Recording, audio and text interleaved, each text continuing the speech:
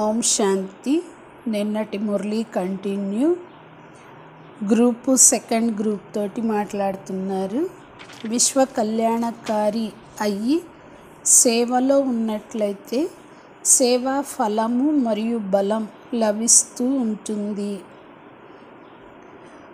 మీరు మొత్తం కల్పంలో శ్రేష్టమైన భాగ్యవంతులము అని తెలుసుకున్నారా?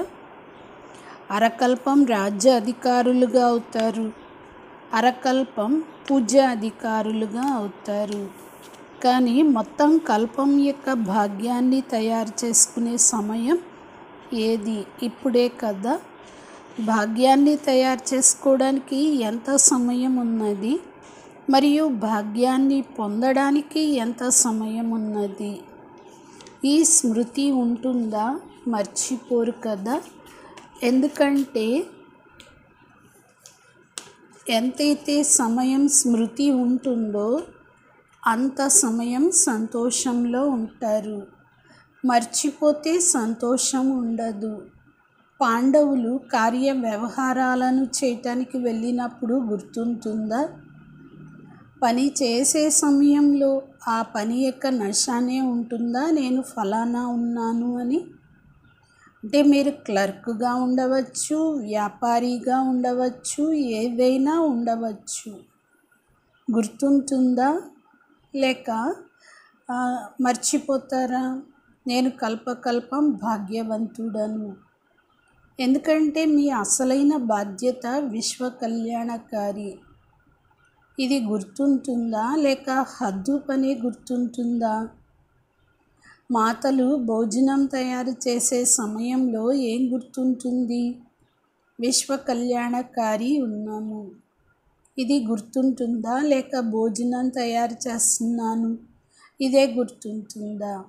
ఏది చేసినా కానీ మీరు మీ యొక్క బాధ్యతను మర్చిపోకండి. ఎలా అయితే మీ యొక్క చిహ్నాన్ని కూడా చూపించారు కదా. పాండవులు కూడా గుప్తమైన వేషంలో నౌకరీ చేసినట్లు.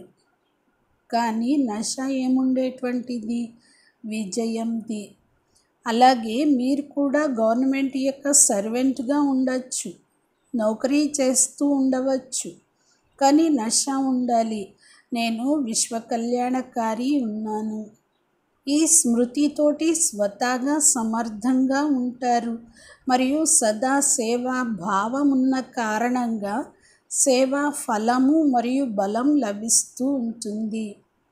ఫలం కూడా లభిస్తుంది మరియు బలం కూడా లభిస్తుంది. అంటే డబల్ లాభం ఉన్నది కదా.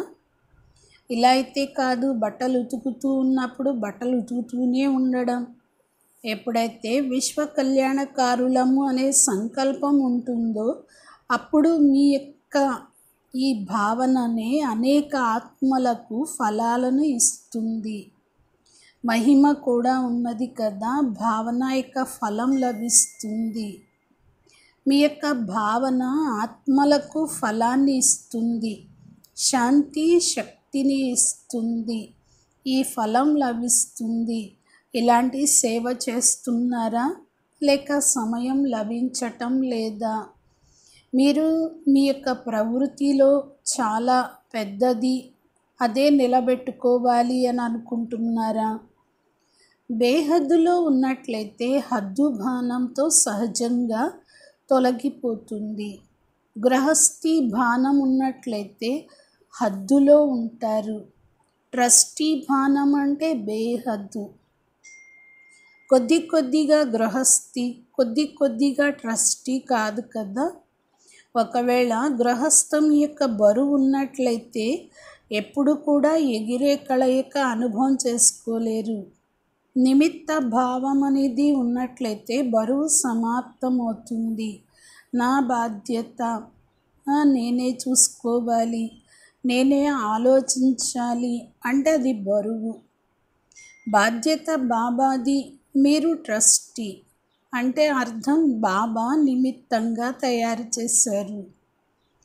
నాది అనే బరువు బాబాది, నీది అంటేనే బాబావారిగా ఉండడం. ఇందులో కొంతమంది అతి తెలివిని కూడా చూపిస్తారు. అంటూ ఉంటారంట నీది అని, కానీ తయారు చేసుకునేదేమో నాది. ఎప్పుడు కూడా ఏ కార్యంలోనైనా బరువుగా అనిపించింది అంటే దాని యొక్క చిహ్నం ఇదే. నీది అనే దానికి బదులుగా నాది అని అనటం. ఈ పొరపాటు ఎప్పుడు కూడా చెయ్యకండి, మంచిదే. మూడో గ్రూప్ తోటి బ్రాహ్మణులు అంటేనే అసంభవాన్ని సంభవం చేసేవారు. ఎల్లప్పుడూ ఒకే బలం, ఒకే విశ్వాసాన్ని అనుభవం చేసుకుంటూ ఉన్నారా? ఎంతైతే ఒక్క బాబా పైన నిశ్చయం, విశ్వాసం ఉంటుందో అంత బలం కూడా లభిస్తుంది. ఎందుకంటే ఒక్క బాబా పైన నిశ్చయం ఉంచుకున్నట్లయితే బుద్ధి ఏకాగ్రం అవుతుంది, భ్రమించటం ఆగిపోతుంది.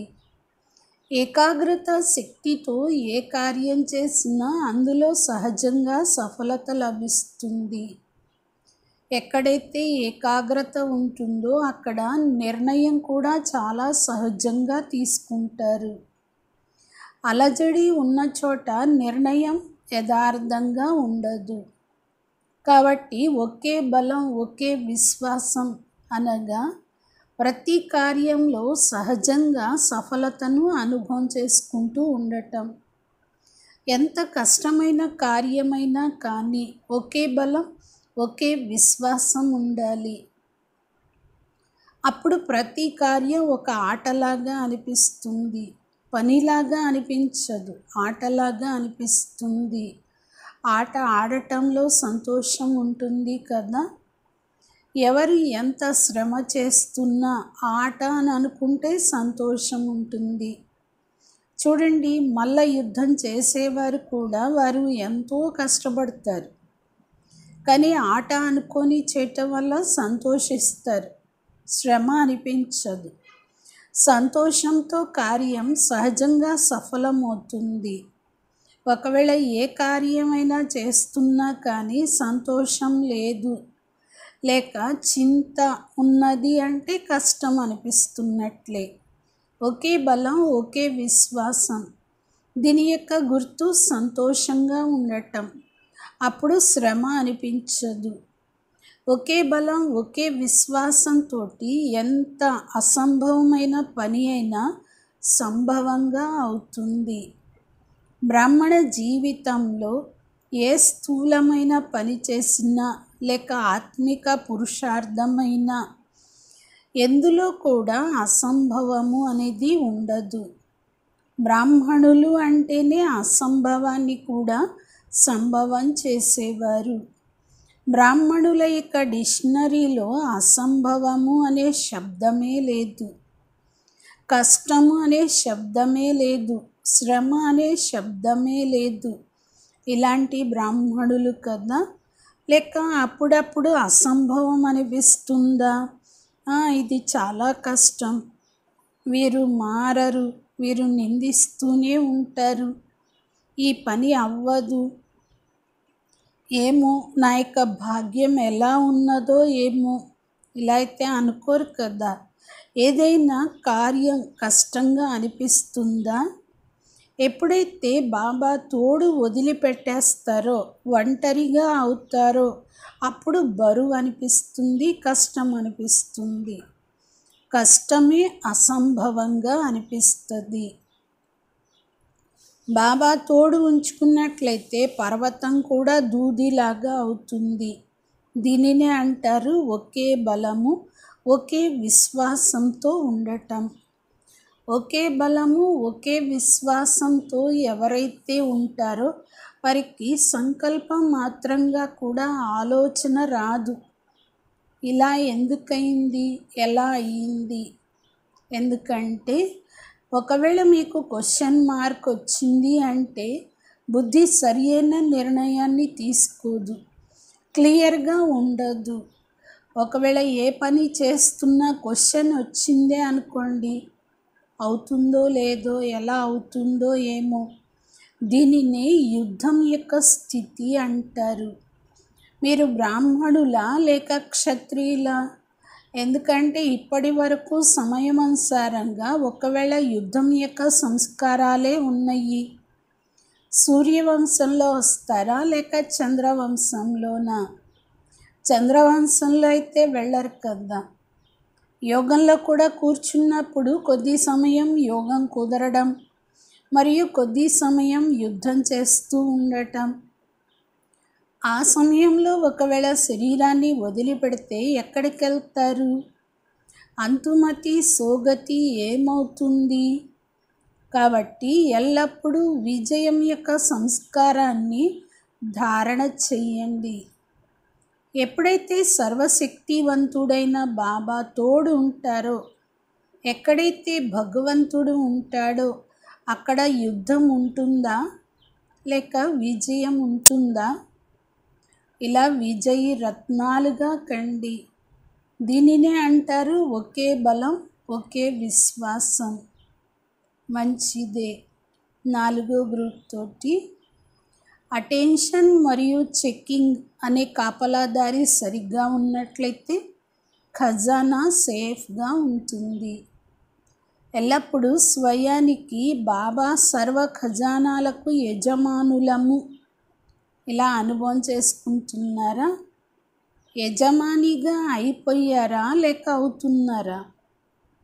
ఎప్పుడైతే బాలకుల నుండి యజమానులుగా అయిపోతారో అప్పుడు బాబా అన్ని ఖజానాలు అందరికీ ఒకే మాదిరిగా ఇస్తారు. కొందరికి తక్కువగా కొందరికి ఎక్కువగా. అలా ఎలా ఇస్తారు? ఒకేలాగా ఇచ్చారు కదా. ఎప్పుడైతే లభించింది ఒకేలాగా అన్నప్పుడు నెంబర్ వారు ఎందుకని? అందరికీ ఖజానాలు ఒకే మాదిరిగా లభించినాయి. ఆ తర్వాత కొందరు నిండుగా కొందరు తక్కువగా ఉండడానికి కారణం ఖజానాలని చూసుకోవటం రాదు. కొంతమంది పిల్లలేమో ఖజానాలని పెంచుకుంటూ ఉన్నారు, మరి కొంతమంది పిల్లలు పోగొట్టుకుంటూ ఉంటారు. పెంచుకోవడానికి విధానం పంచటం. ఎంత పంచితే అంత పెరుగుతుంది. ఎవరైతే పంచరో వారిది పెరగదు. అవినాశీ ఖజానా ఉన్నది.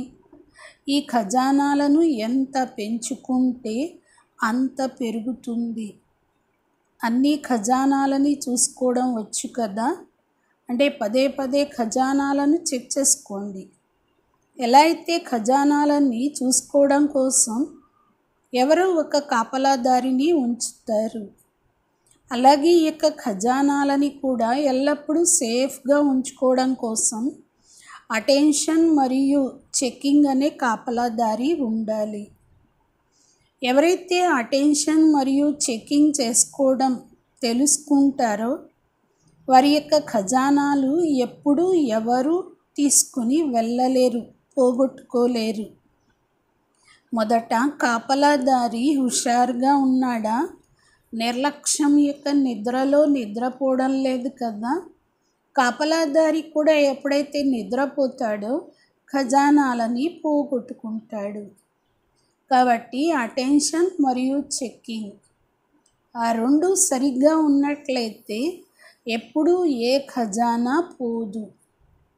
లెక్కలేనంత ఖజానా, అఖండమైన ఖజానా జమ అయి ఉన్నది కదా. ఖజానాలని చూసి ఎల్లప్పుడూ హర్షిస్తూ ఉన్నారా? ఎప్పుడు కూడా ఏ పరిస్థితిలో దుఃఖం యొక్క అలలు రావడం లేదు కదా. స్వప్నంలో కూడా దుఃఖం యొక్క అలలు రాకూడదు. ఎప్పుడైతే దుఃఖం యొక్క అలలు వస్తాయో అప్పుడు సంతోషం తగ్గిపోతుంది. ఆ సమయం బాబాని సుఖసాగరుడి యొక్క స్వరూపాన్ని గుర్తు తెచ్చుకోండి. ఎప్పుడైతే బాబా సుఖసాగరుడు ఉన్నారో పిల్లలు దుఃఖం యొక్క అలలలోకి ఎలా వస్తారు? మీ యొక్క అనాది ఆది స్వరూపం సుఖస్వరూపం. ఎప్పుడైతే పరమాత్ముడు సుఖస్వరూపుడు, ఎప్పుడైతే పరంధామంలో ఉన్నప్పుడు మీరు సుఖస్వరూపులుగా ఉన్నారు. ఆ తర్వాత ఆది దేవతగా అయినప్పుడు కూడా సుఖస్వరూపులుగానే ఉన్నారు. అంటే మీ యొక్క ఆది అనాది స్వరూపాన్ని గుర్తుంచుకున్నట్లయితే ఎప్పుడు కూడా దుఃఖం యొక్క అలలు రావు. మంచిదే. పాండవులకు ఎప్పుడైనా దుఃఖం యొక్క అలలు వస్తున్నాయా? అప్పుడప్పుడు కోపం చేస్తూ ఉంటారా? కోప్పడటము అంటే అర్థం దుఃఖాన్ని ఇవ్వడం, దుఃఖాన్ని తీసుకోవడం. ఎవరికైతే ఎప్పుడు కోపం రాదో వారు చేతులెత్తండి. ఇంట్లో ఉన్నటువంటి వారు సర్టిఫికేట్ ఇవ్వాలి. ఎప్పుడు ఎవరిని నిందించవద్దు, అగౌరవపరచవద్దు. అప్పుడు అంటే ఎవరైనా నిందించినా అగౌరవపరిచినా కానీ కోపం అనేది రావద్దు. అందరి ఫోటో తీయండి. లేకపోతే క్రోధం రాకపోతే చాలా మంచిదే. కానీ ఇంకా ముందు వెళ్తూ ఉంటే ఏ పరిస్థితిలోనైనా మాయాన్ని రానివ్వకండి. ఒకవేళ ఇప్పటి వరకు మీరు సేఫ్గా ఉన్నారు అంటే శుభాకాంక్షలే. ఇక ముందు కూడా అవినాశిగా ఉండాలి. మంచిదే. మాతలకి మోహం వస్తుందా? పాండవులలోనేమో క్రోధం యొక్క అంశం, ఆవేశం ఉంటుంది. మాతలలో మోహం ఉంటుంది. మరి ఈ సంవత్సరం ఏం చేస్తారు? క్రోధాన్ని ఏమాత్రం రానివ్వవద్దు. ఇలా అయితే అనరు కదా, చేయవలసి వస్తుంది, లేకపోతే పని జరగదు. వర్తమాన సమయమనుసారంగా క్రోధంతో పనులు చెడిపోతూ ఉంటాయి. ఆత్మిక ప్రేమతోటి, శాంతితోటి చెడిపోయిన కార్యం బాగా అవుతుంది. కాబట్టి ఇది కూడా ఒకటి చాలా పెద్ద వికారమే. క్రోధాన్ని జయించండి. బ్రాహ్మణ జీవితం కోసం అతి అవసరం. మాతలు మోహాజీతులుగా కావాలి. కొన్నిసార్లు మోహం యొక్క కారణంగా కూడా క్రోధం వస్తూ ఉంటుంది. అందరూ ఏం లక్ష్యం ఉంచుకున్నారు? బాబా సమానంగా కావాలి అనే కదా. బాబాలో క్రోధం, మోహం ఉన్నదా ఏంటి? సమానంగా కావాలి. ఎలాంటి పరిస్థితి వచ్చినా కానీ మాయాజీత్ అనగా బ్రాహ్మణ జీవితం యొక్క సుఖాన్ని పొందాలి. మరియు అండర్లైన్ చేసుకోండి, ఈ సంవత్సరంలోనే సమాప్తం చెయ్యాలి. 5వ గ్రూప్ తోటి రాజయోగి అంటే కర్మేంద్రియాలను ఆర్డర్లో నడిపించేవారు. అందరూ ఒక సెకండ్లో అశరీరీ స్థితిని అనుభవం చేయగలరా? లేక టైం పడుతుందా? మీరు రాజయోగిలు ఉన్నారు. రాజయోగి అంటే అర్థం రాజు. శరీరం మీకేమవుతున్నప్పుడు? కర్మచారి. సెకండ్లో అశరీరీగా ఎందుకు కాలేకపోతున్నారు? ఆర్డర్ ఇవ్వండి. ఇప్పుడిప్పుడు శరీర బాణంలో రావద్దు. మరి ఆ యొక్క ఆర్డరు శరీరం అంగీకరిస్తుందా? రాజయోగి అంటే మాస్టర్ సర్వశక్తివంతులు. సంబంధంలో కూడా నిలబెట్టుకోలేకపోతున్నారా? మాస్టర్ సర్వశక్తివంతులుగా ఎలా చెప్పబడతారు? అనటానికైతే ఇదే అంటారు కదా, నేను మాస్టర్ సర్వశక్తివంతుణ్ణి. ఈ అభ్యాసాన్ని పెంచుకుంటూ ఉండండి. రాజయోగి అంటే అర్థం రాజులాగా అయ్యి ఈ కర్మేంద్రియాలను తన యొక్క ఆర్డర్లో నడిపించటం. ఎందుకంటే ఒకవేళ మీకు ఇటువంటి అభ్యాసం ఉన్నట్లయితే అంతిమ సమయంలో పాస్ విత్ ఆనర్గా కాగలుగుతారు. లేకుంటే ఎలా కాగలుగుతారు? లేకపోతే ఏదో నార్మల్గా పాస్ అవుతారు. పాస్ విత్ ఆనర్గా అవుతారు కదా. ఎలా అయితే శరీరంలో రావడం సహజమో సెకండ్ కూడా అనిపించదు. ఎందుకంటే చాలా సమయం యొక్క అభ్యాసం ఉన్నది. అలాగే శరీరంతో అతీతంగా అయ్యే అభ్యాసం కూడా చాలా సమయం ఉండాలి. లక్ష్యం శ్రేష్టంగా ఉన్నది.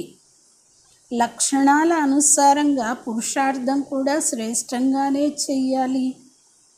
ఆ రోజంతటిలో పదే పదే ప్రాక్టీస్ చేయండి. ఇప్పుడిప్పుడు శరీరంలో ఉన్నాము, ఇప్పుడిప్పుడు శరీరంతో అతీతంగా అశరీరిగా ఉన్నాము. లాస్ట్ నుండి ఫాస్ట్లో మరియు ఫస్ట్లో రావడం కోసం ఫాస్ట్ పురుషార్థం చెయ్యాలి. అందరికంటే ఎక్కువగా సంతోషం ఎవరికి ఉంటుంది? ఏ విషయం యొక్క సంతోషం ఉన్నది? ఎల్లప్పుడూ స్వయం పొందినటువంటి భాగ్యం యొక్క లిస్టుని ఎదురుగా ఉంచుకోండి. ఎన్ని భాగ్యాలు లభించినాయి, మరి ఇన్ని భాగ్యాలు లభించినవి మీ భాగ్యం యొక్క మహిమ ఇప్పటికీ కల్పం యొక్క చివరిలో కూడా భక్తులు చేస్తూ ఉన్నారు. ఎక్కడైనా కీర్తన విన్నప్పుడు మీరు ఏమనిపిస్తుంది? ఎవరి మహిమ అనుకుంటున్నారు? డబల్ ఫారెనర్స్ యొక్క కీర్తన జరుగుతుందా? సంగమ యుగంలో భాగ్యవంతులుగా అయ్యారు మరియు సంగమ యుగం భాగ్యమే ఇప్పటి వరకు వర్ణన చేస్తూ ఉన్నారు. అది మీరు వింటున్నారా? చైతన్య రూపంలో మీరు ఉన్నారు కాబట్టి జడ చిత్రాలని చూసి హర్షిస్తూ ఉన్నారా? మంచిదే.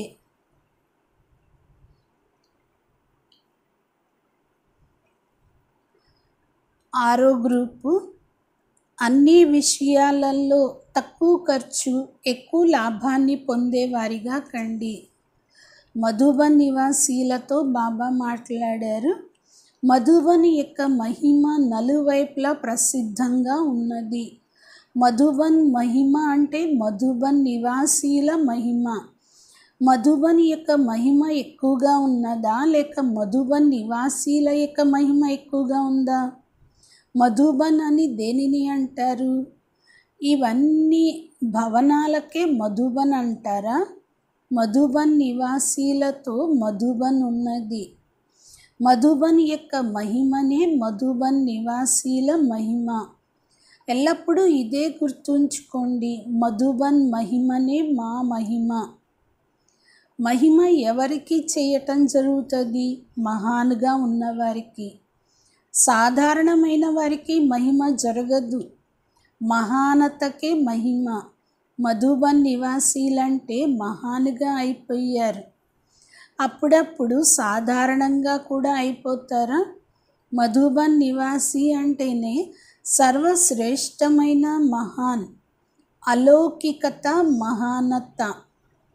లౌకికతని మహానత అని అనరు. మధుబన్ నివాసి అంటే ప్రతి కర్మ, ప్రతి మాట, సంకల్పంలో అలౌకికత. మధుబన్ నివాసి అంటే సాధారణతతో అతీతం. వారి యొక్క దృష్టి, వృత్తి, స్మృతి, కర్మలు అలౌకికంగా మహాన్గా ఉండటం. మధుబన్ నివాసీల యొక్క మహిమ ఇదే. అర్థమైందా? మధుబన్లో గోడల యొక్క మహిమ కాదు, మీదే. మధుబన్ నివాసీలు ప్రతి కర్మలో ఫస్ట్ వచ్చేవారు ఉన్నారు కదా. అవ్యక్త సంవత్సరంలో ఫస్ట్ ఏ విషయంలో రావాలి? బాబా సమానంగా అయ్యేదానిలో, అలౌకికతలో ఫస్ట్ రావాలి. మధుబన్ ఇప్పటి నుండి సాధారణమైన నడవడిక, సాధారణమైన మాటల యొక్క పేరు చిహ్నం లేనప్పుడే మధుబన్ వారికి విశేషంగా బహుమతి లభిస్తుంది. మొత్తం సంవత్సరం ప్రతి నెల రిజల్ట్ తీయండి. ప్రతి మాసంలో ఏమాత్రం సాధారణత ఉండవద్దు, మహానత ఉండాలి. మహానతనే ఫస్ట్, సాధారణతలో ఫస్ట్ అని అనద్దు. మధుబన్లో చూస్తాను ఫస్ట్ ప్రైజ్ ఎవరు తీసుకుంటారో, బహుమతిని తీసుకుంటారు కదా. ఎవరు తీసుకుంటారు? ఎందుకంటే మధుబన్ నివాసీలకు విశేషంగా డ్రామా అనుసారంగా వరదానం ప్రాప్తించింది. ఎవరైతే మధుబన్ నివాసీలు ఏదైతే చేస్తారో నలువైపులా స్వతహాగా సహజంగా అందరూ చేస్తారు. మధుబన్ వారికి ఈ వరదానం ఆశీర్వాదం లభించింది. ఎందుకంటే Madhuban light house, might house. Light house light నలువైపులా వ్యాపిస్తుంది కదా. బల్బు యొక్క లైట్ నలువైపులా వ్యాపించదు. లైట్ హౌస్ యొక్క వెలుగు నలువైపులా వ్యాపిస్తుంది. లైట్ హౌస్గా అయ్యి అవ్యక్త స్థితి, అవ్యక్త నడవడిక యొక్క లైట్ని నలువైపులా వ్యాపింపచేయండి. ఇష్టమే కదా. మధుబన్ వారు అనుభవిగా అయ్యారు. మధుబన్ వారికి ఏం కష్టం ఉన్నది? ఏదనుకుంటే అది చెయ్యగలుగుతారు. ఎందుకంటే సాధనాలు, వాయుమండలం, సాధన అన్నీ ఉన్నాయి కదా. ఎంతైతే మధుబన్లో సాధన ఉంటుందో అంత సేవా కేంద్రాలలో ఉండవు. ఎలాంటి వాయుమండలం యొక్క సాధనైనా మధుబన్లో ఉంటుంది. అలాగే సేవా కేంద్రంలో తయారు చేయవలసి ఉంటుంది. ఇక్కడైతే స్వతహాగా ఉన్నది. పురుషార్థం చేసి ఎవరికి వారు ఇండివిజువల్గా ఉన్నారా? సంఖ్య ఎంత ఉన్నా కానీ పురుషార్థంలో ప్రతి ఒక్కరూ తనకి తాను చేసుకోవాలి. అలౌకికతను తీసుకురావడం కోసం ఒక స్లోగన్ని ఎల్లప్పుడూ గుర్తుపెట్టుకోండి. బ్రహ్మ బాబాకి ఎల్లప్పుడూ ప్రియంగా ఉంటుంది. ఆ యొక్క స్లోగన్ ఏమిటి? తక్కువ ఖర్చులో ఎక్కువ లాభం. ఈ స్లోగన్ని ఎల్లప్పుడూ గుర్తుంచుకోండి. తక్కువ ఖర్చులో చాలా మంచిది కనిపించాలి. ఇలా అయితే కాదు, తక్కువ ఖర్చు చేశాము, రిజల్ట్ కూడా తక్కువే కనిపించింది. ఖర్చు తక్కువగా ఉన్నా కానీ దానితో ఏదైతే ప్రాప్తి ఉంటుందో అది చాలా గొప్పగా ఉండాలి. తక్కువ ఖర్చులో ఎక్కువ రిజల్ట్ ఉన్నవారిని ఏమంటారు? తక్కువ ఖర్చులో ఎక్కువ లాభాన్ని పొందారు అని. ఈ అలౌకిక జీవితాన్ని తయారు చేసుకోవడం కోసం అన్నిటిలో తక్కువ ఖర్చుని చేసి ఎక్కువ లాభాన్ని పొందాలి. మాటలలో, కర్మలలో తక్కువ ఖర్చు అంటే సంకల్పాల యొక్క శక్తి ఎక్కువగా ఖర్చు పెట్టకండి. తక్కువ ఖర్చులోనే పని ఎక్కువ జరగాలి. ఇలా అయితే కాదు, పనే తగ్గిపోవడం కాదు. తక్కువ సమయంలో ఎక్కువ పని జరగాలి. తక్కువ మాటలు ఉన్నా కానీ ఆ యొక్క మాటలు తక్కువగా ఉన్నా స్పష్టీకరణ ఎక్కువగా ఉండాలి. సంకల్పాలు తక్కువగా ఉన్నా శక్తిశాలిగా ఉండాలి. దీనినే అంటారు తక్కువ ఖర్చులో ఎక్కువ లాభము. సర్వ ఖజానాలను అలా తక్కువ ఖర్చులో ఎక్కువ లాభాన్ని పొందేలాగా చూపించండి. మధుబన్ నివాసీలు నిండుగా ఉంటారు, వినిపించాను కదా. మధుబన్ భండారా నిండుగా ఉంటుంది. మధుబన్ నివాసీలు కూడా సర్వశక్తుల ఖజానాతోటి నిండుగా ఉంటారు కదా. మంచిదే. బాబా అడ్వాన్స్ పార్టీ వారు ఈ సమయంలో ఏం చేస్తున్నారు? ఏదైతే మీరందరూ పాత్ర వహిస్తున్నారో వారి యొక్క పాత్ర వారు వహిస్తున్నారు. మీ యొక్క శుభ భావనతోటి సేవ చేస్తూ ఉన్నారు. ఈ గొడవలకి మధ్యలో మాత్రం వెళ్ళకండి. వారు తన యొక్క వైబ్రేషన్స్ తోటి అన్నీ చేస్తూ ఉంటారు. కాన్ఫరెన్స్ యొక్క సఫలత కోసం బాబ్దాదా చెప్పారు. కాన్ఫరెన్స్కి ముందు శాంతి యొక్క వైబ్రేషన్స్ని ఇవ్వండి. వచ్చేవారు రాగలుగుతారు. ఇప్పుడు ఇది అవసరం. యోగాన్ని చెయ్యండి. ఇది కూడా బ్రాహ్మణుల కోసం గోల్డెన్ ఛాన్సే.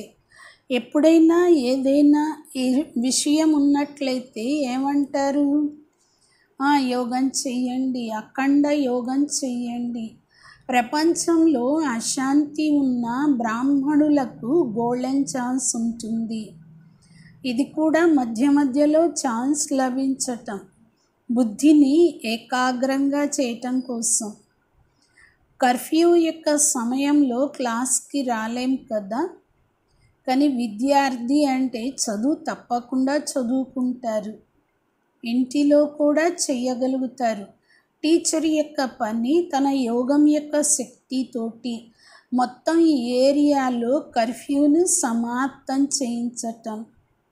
ఈ దృశ్యం కూడా చూడటం జరుగుతుంది. నిర్భయత యొక్క అనుభవాన్ని పెంచుకుంటూ ఉండండి, మంచిదే.